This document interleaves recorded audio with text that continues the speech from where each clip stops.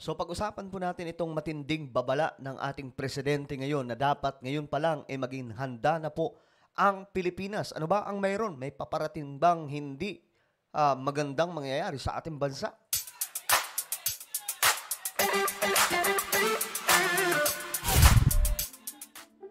Hello guys, this is me, Sankay Janjan. I'm back for another vlog today. At yun nga po, pag-usapan po natin itong isiniwalat ni Pangulong Bongbong Marcos, no? But anyway, bago tayo mag-umpisa, paki-subscribe po muna yung ating YouTube channel. Dito mga sangkay, 1.25 million subscribers na po tayo dito sa YouTube. Ayan, nakikita nyo naman mga sangkay.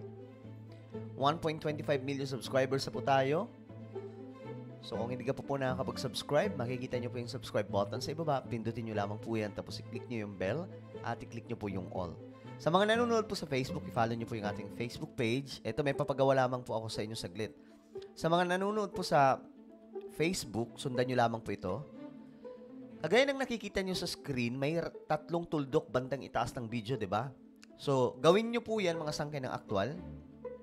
I-check nyo po sa inyong mga Facebook. Habang kayo ay nanonood sa video na to, makikita nyo po yung tatlong tuldok bandang itaas. Sa mga nanonood sa Facebook. Ngayon, ang gawin nyo, pindutin nyo po yan. Tatlong tuldok.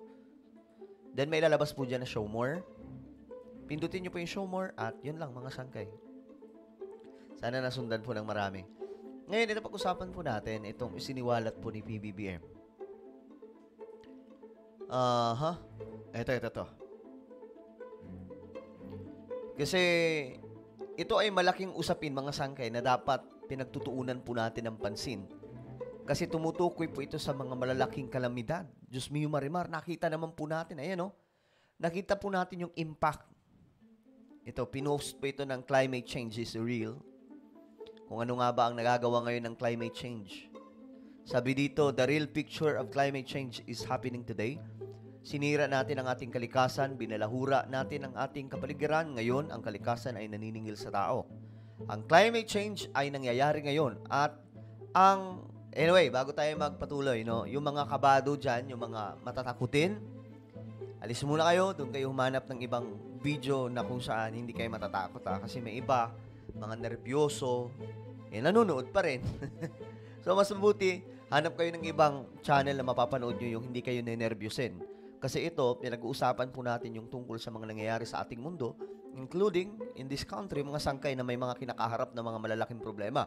So kung ikaw ay mahina yung loob mo, hanap ka po ng ibang channel, siguro yung mga nagpapatawa ng mga vlogger. Kasi dito mga sangkay, hindi tayo nagsasayang ng mga content. Nilalabas po natin yung mga talagang totoong nagaganap sa ating planeta. Okay? Para lamang po itong channel na to sa mga malalakas ang loob, matitibay, at buo. Okay? Ngayon, ito, sabi dito, ang climate change ay nangyayari ngayon at ang mga pagbaha at matitinding init ng panahon ay nangyayari sa iba't ibang parte ng ating mundo. Which is, totoo yan, mga sangkay.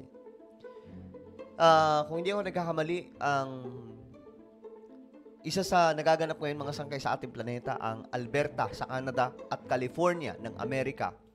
Nasusunog po yung kagubatan. Kusa pong nasunog. Palawak ng palawak mga sangkay yung damage.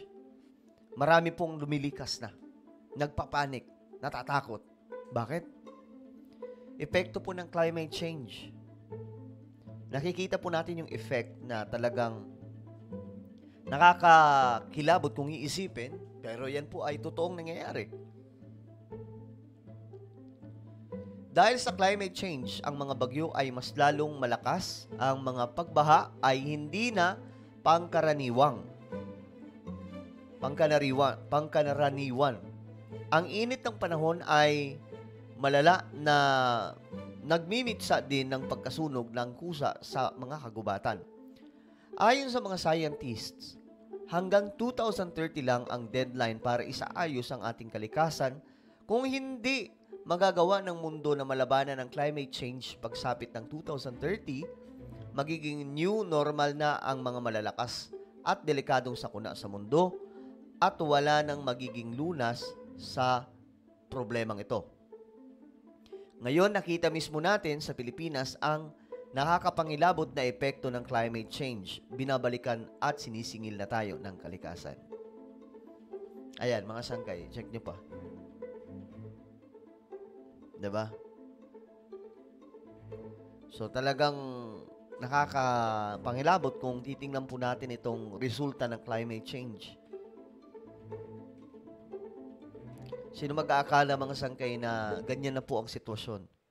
At ngayon, mga sangkay, na lumalala po talaga ang ating panahon dulot po nitong sinasabing climate change ng mga scientists. Asahan na po natin, sa mga susunod na mga buwan at taon, mas lalala pa po ito. Kaya ang kailangan po dito, mga sangkay, paghandaan. So, in what way maghahanda? Una, mga sangkay, yung flood control system. Dapat tutugma na siya sa lakas ngayon ng mga bagyo. Kasi mas na ngayon, mas severe na po ang damage ng bagyo. Hindi po tulad doon. Hindi po tulad way back 90s, mga sangkay, di ba? Mga batang 90s, naalala nyo pa ba? Noong mga panahon na yon.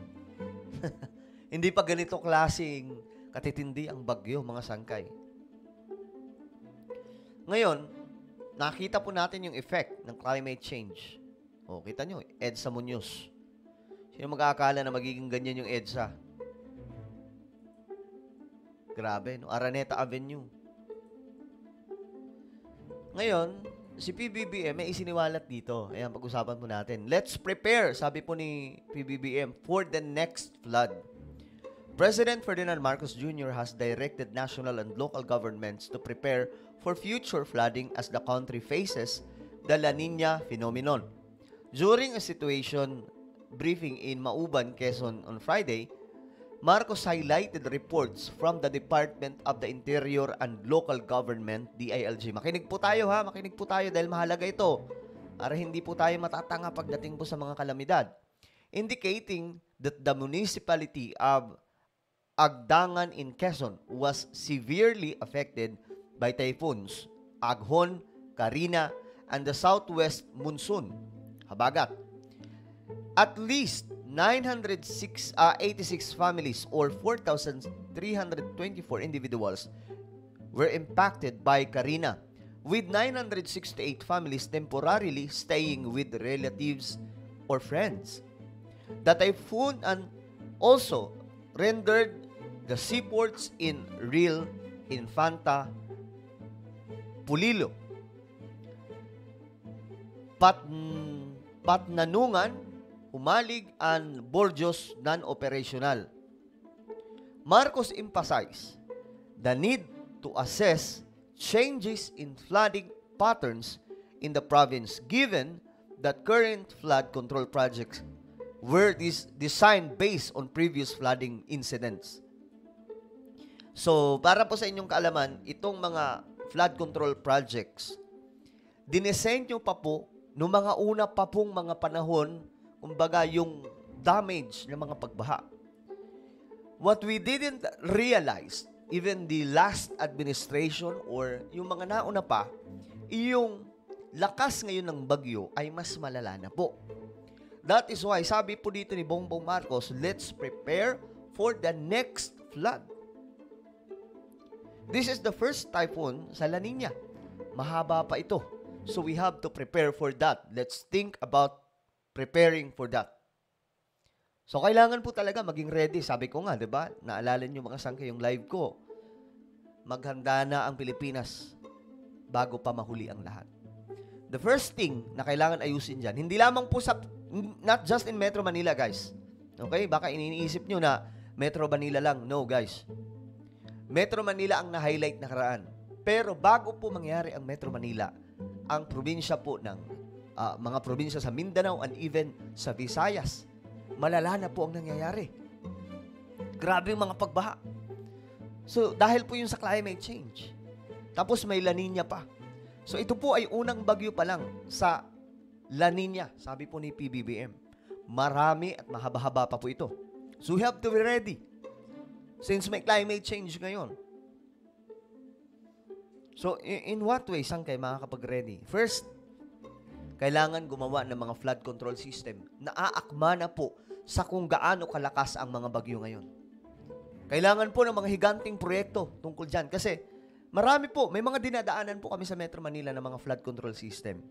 The problem is, hindi na po talaga aakmayan sa panahon natin ngayon sa tindi po ng ulan. Masyadong maliliit, no? Yung sinabi po ni PBBM na 5,500 flood control projects na natapos na sa buong Pilipinas, mga sangkay, hindi po yun yung mga higante talaga na mga flood control. Nakagaya po ng magiging project sana naging project ni Ferdinand E. Marcos noon na tinatawag na spillway. Yung tubig, mga sangkay, dadaan sa ilalim ng lupa. Malawak po siya na daanan. Kaya nga lang hindi nangyari, mga sangkay, kasi napolitika, diba? Napatalsik siya eh. So, itong problema ngayon, kailangan ng best solution. Paggawa ng mga flood control system or projects. Ang second one, tayo mga Pilipino, tulungan po natin ang ating pamahalaan. Huwag po tayong balahura. Nakita po natin yung epekto, mga sangkay, na hindi po nakadalo yung tubig papunta sa karagatan sa mga flood control system dahil po sa basura. Dito sa Metro Manila, yan po yung malaking problema natin. Huwag na po tayo magtatapon ng basura sa pamayanan natin. Well, kahit nga ngayon, mga sangkay, nakita ko pa rin. Kakatapos lang ng bagyo, di ba? Kakatapos lang ng matinding hagupit. Pero Diyos me, marimar naman. Tayo mga Pinoy, nakita ko kagad sa kalsada, ang dami pa rin nagtatapon ng basura sa kalye. Anyari? Tapos pag binaha tayo, sisisihin na naman po natin yung gobyerno. Hello guys, may climate change ngayon. Ito mga nangyayari sa ating bansa, mga sangkay, nangyayari din po yan sa iba't ibang panig ng ating mundo. China, kahit yung Dubai, yung Saudi, na binaha, mga sangkay, na napaka-imposible. Grabe. Doon sa Europe, mga sangkay, Germany, at marami pa pong mga bansa na hindi naman talaga binabahan ng ganun. Nagulat sila, binabahan na sila.